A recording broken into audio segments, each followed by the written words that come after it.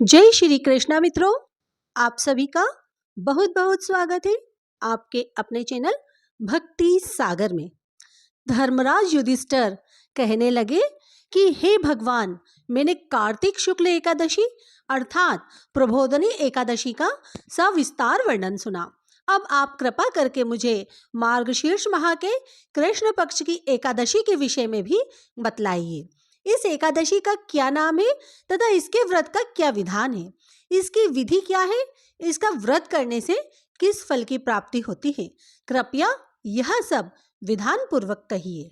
भगवान श्री कृष्ण बोले, मार्गशीर्ष माह के कृष्ण पक्ष में आने वाली इस एकादशी को उत्पन्ना एकादशी कहा जाता है। यह व्रत शंखोद्वार तीर्थ में स्नान करके भगवान के दर्शन करने से जो फल प्राप्त होता है उसके बराबर पुण्य मिलता है। व्रत करने वाले भक्त को चोर, पाखंडी, पर स्त्रीगामी, निंदक, मिथ्याभाषी तथा किसी भी प्रकार के पापी से बात नहीं करनी चाहिए। इसका महात्म्य मैं तुमसे कहता हूँ, ध्यान पूर्वक सुनो। युधिष्ठिर कहने लगे कि हे भगवान, आपने हजारों यज्ञ और लाख गोदान को भी एकादशी व्रत के बराबर नहीं बताया, सो यह तिथि सब तिथियों से उत्तम कैसे हुई, यह बताइए। भगवान कहने लगे, हे युधिष्ठिर, सतयुग में मूर नाम का दैत्य उत्पन्न हुआ। वह बड़ा बलवान और भयानक था। उस प्रचंड दैत्य ने इंद्र, आदित्य, वसु, वायु, अग्नि आदि सभी देवताओं को पराजित करके भगा दिया। तब इंद्र सहित सभी देवताओं ने भयभीत होकर भगवान शिव से सारा वृतांत कहा और बोले, हे कैलाशपति, मूर दैत्य से भयभीत होकर सब देवता मृत्यु लोक में फिर रहे हैं। तब भगवान शिव ने कहा, हे देवताओं, तीनों लोकों के स्वामी, भक्तों के दुखों का नाश करने वाले भगवान विष्णु की शरण में जाओ, वे ही तुम्हारे दुखों को दूर कर सकते हैं। शिवजी के ऐसे वचन सुनकर सभी देवता क्षीर सागर में पहुंचे। वहां भगवान को शयन करते देख हाथ जोड़कर उनकी स्तुति करने लगे कि हे देवताओं द्वारा स्तुति करने योग्य प्रभु, आपको बारंबार नमस्कार है। देवताओं की रक्षा करने वाले मधुसूदन, आपको नमस्कार है। आप हमारी रक्षा करें।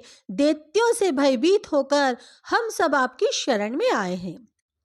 आप इस संसार के कर्ता, माता पिता, उत्पत्ति और पालन करता और संहार करने वाले हैं। सबको शांति प्रदान करने वाले हैं।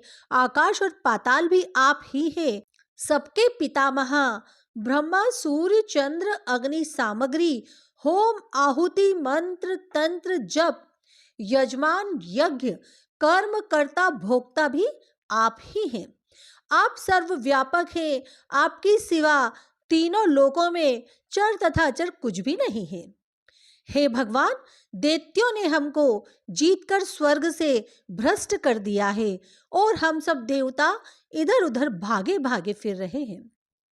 आप उन दैत्यों से हमारी सभी की रक्षा कीजिए। इंद्र के ऐसे वचन सुनकर भगवान विष्णु कहने लगे कि हे इंद्र, ऐसा मायावी दैत्य कौन है जिसने सब देवताओं को जीत लिया है? उसका नाम क्या है? उसमें कितना बल है और किसके आश्रय में है तथा उसका स्थान कहाँ है? यह सब मुझसे कहो।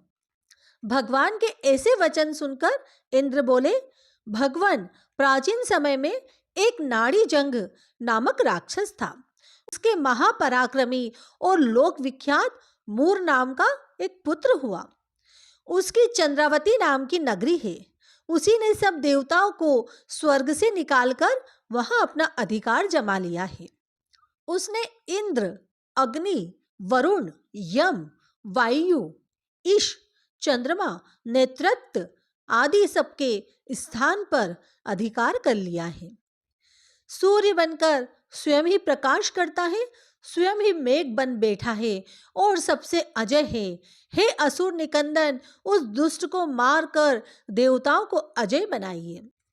यह वचन सुनकर भगवान ने कहा, हे देवताओं, मैं शीघ्र ही उसका संहार करूंगा, तुम चंद्रावती नगरी जाओ। इस प्रकार कहकर भगवान सहित सभी देवताओं ने चंद्रावती नगरी की ओर प्रस्थान किया।